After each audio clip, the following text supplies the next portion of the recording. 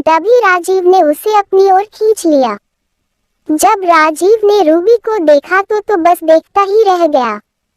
राजीव सब भूलकर रूबी में खो गया। आज रूबी की खूबसूरती कुछ ज्यादा ही बढ़ गई थी।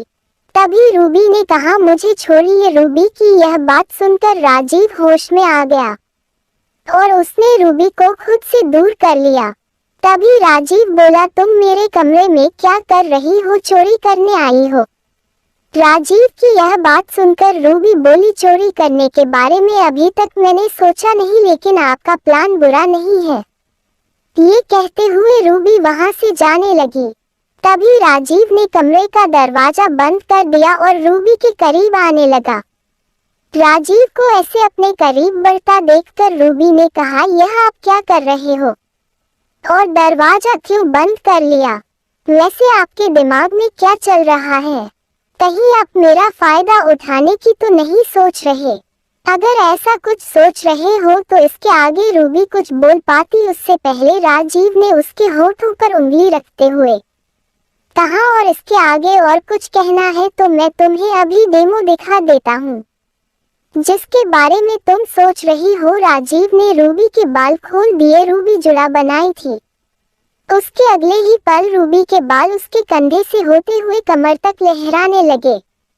राजीव ने रूबी के कानों में कहा, मैं कहना तो नहीं चाहता पर आज तुम बहुत ही सुंदर लग रही हो। और रूबी ने कहा, हम पार्टी में जा रहे हैं। राजीव ने कहा, वहाँ सबकी नजरें ठीक नहीं होंगी। मैं नहीं चाहता कि किसी की नजर तुम पर पड़े, इसलिए बाल खुले छोड़ना। इस बार तो मैं तुम्हें प्यार से समझा रहा हूँ। अगर तुमने बात नहीं मानी तो मैं तुम्हें कमरे में बंद करके चला जाऊंगा। रूबी को विश्वास ही नहीं हो रहा था कि राजीव ने अभी अभी उसे कम्प्लीमेंट दी थी।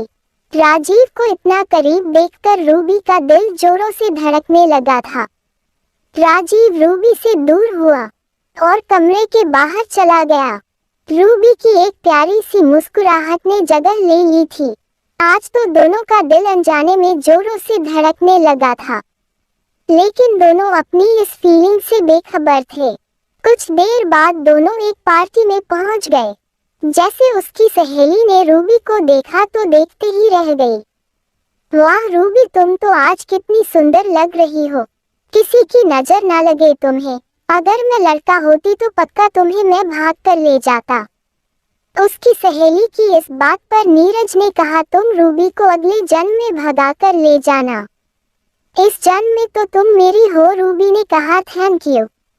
वैसे तुम भी कम सुंदर नहीं लग रही हो। अच्छा, अब चलो गीता गर्ल पार्टी एंजॉय करते हैं, नीरज ने दोनों से कहा और उन्हें अंदर ले गए। अंदर जाकर रूबी को अब आगे की कहानी आपको अगले भाग में मिलेगी। जब तक के लिए हमारे चैनल को सब्सक्राइब करें और वीडियो को लाइक करें और बेल आइकन को भी प्रेस कर दें ताकि वीडियो आए तो उस वीडियो का नोटिफिकेशन आप